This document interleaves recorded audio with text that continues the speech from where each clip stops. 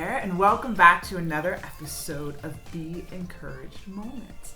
Today we're going to be talking about fully present. Woohoo! It dawned on me the other day that we have referenced the fully present concept, and then I realized that we'd never actually done a video on it. We had done a podcast on it years ago, but I never brought it here on this platform. Yeah. So I really wanted to do that. So I'm going to start out with some questions here.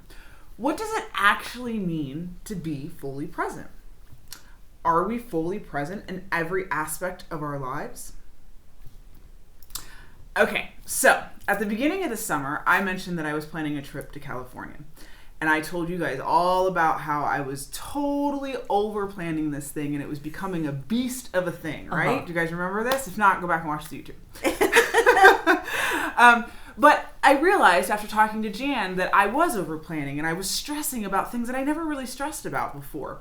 So I had to step back and I had to get back to the core of the idea of an adventure together with my daughter. I threw out all the detailed plans and I refocused on our loose outline. I packed for every scenario in my car. The beach, the aquarium, the zoo, Disneyland, Universal, you name it. It was all, I was ready for it all. There was really no set plan except that it was centered on Marley and doing what she wanted and enjoying those special moments with her. So I'm back from that trip and I want to share with you guys what fully present to me looks like. Obviously, this can be applied to any aspect of your life, but for me, this was most recently experienced in Disneyland. Fully present moments are, experiencing the sights, the sounds, smelling those corn dogs cooking, the popcorn popping in the popcorn makers, watching my daughter take off as she sees the character that she loves, the squeals of excitement when she finds out that the ride she wants to ride has a very short wait time, the silent times when we just sit and enjoy our meals as we watch the crowds go by. I saw her face light up.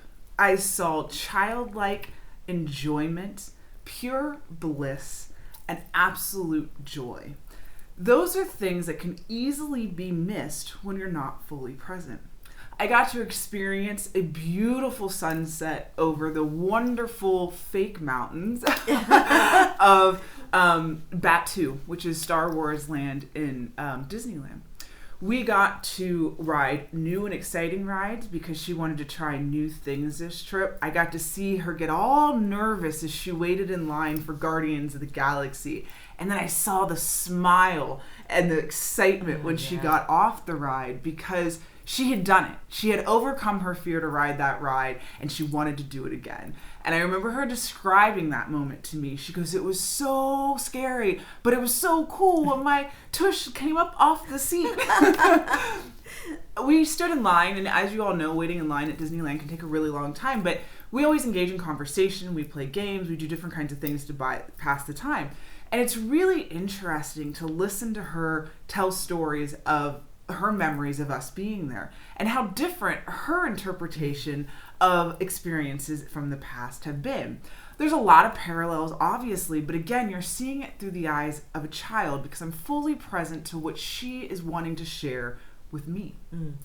One of the other things I noticed too on this trip is that my ability to be fully present allows me to be childlike as well. Fully present to her joy and her excitement allows me to be filled with joy and excitement. The heat, the crowds, the noises, or whatever, you could see all the negatives that you want to see in a trip like that. But because it was all about having special moments that would last a lifetime with my daughter, I was able to be fully present and embrace that time for myself as much as for my daughter. Fully present, I was able to shed my worries, my fears, my stress, my computer, my cell phone, and be immersed in pure joy for 10 days. I saw those 10 days through the eyes of my daughter. I experienced those 10 days through the eyes of myself as a child. Fully present, by definition, it means that your awareness is completely centered on the here and the now. You're not worrying about the future or thinking about the past. When you live in the present, you are living where life is happening. I'm going to say that again. You are living where life is happening. The past and the future, they're illusions. They don't exist. I am constantly aware of the question, am I fully present? I live my entire life with this concept at the forefront of my mind. What does fully present mean in my spiritual walk, though? I make the time for Marley, but do I make the time for God? How can I be fully present to God? I mean, would he dig 10 days in Disneyland? I think he would, and I think he would build a pretty sick droid right alongside with me. And that's what it means to be fully present in your spiritual walk. Having God be a part of all of those things, the big things, the little things, the excitements, the joys. Okay, but seriously, can being fully present to God actually mean enjoying the things that you love with the God that you love? I think that it does. Sure. Is it being an example? Is being an example of his love, or is it more than that? Can you be present with him all the time? Being fully present to me is living the life that makes him proud, speaking my truth and inviting others to him. Of course, I want to sit and have an intimate conversation with him, just me and him, one-on-one. But I find that my own rhythms worked for me.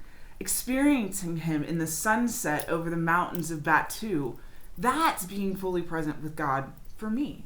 Those are my rhythms. Sharing laughter and joy with my daughter is me being fully present to the creation that God gave me to raise. Do you set dedicated time aside to be fully present with your family? Do you set dedicated time aside to be fully present to God? How can we be fully present to him? How can we be fully present to our family? Do we have rhythms that work? Do you have rhythms that work for you like I have rhythms that work for me? Do you keep that concept at the forefront of your mind, being in the here and the now, living where life is happening? I challenge you to take this concept and apply it to all sorts of things in your life. I know that I've used the example before that it can be the simple things too. It doesn't have to be a big vacation. It can be doing the chores in your house, because we all dread chores. Laundry never seems to end in my house. But what are concepts that you can tie around that? Is that a time when you can let your mind be free and you can be fully present with God while you're doing the mundane activities of everyday life? I challenge you to keep this right here. Live in the here and now. Live where life is happening. Thank you, as always, for joining us for our Be Encouraged moments.